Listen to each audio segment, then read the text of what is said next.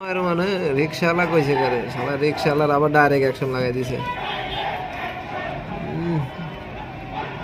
অগ দাবি কি জানো নি? অগ বলে ভাতা দেওয়া লাগবো, অগ কত জাতের মাথা, অগ অগ বলে ভাতা দিতে হইব, বাসস্থান দিতে হইব, ওরা রাষ্ট্রীয় সম্পদ।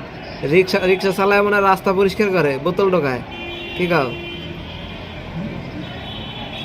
এনারা রিক্সা তোরা চালালে সিটিতে চালা, সিটির বাইরে চালা, তো কেউ না করে।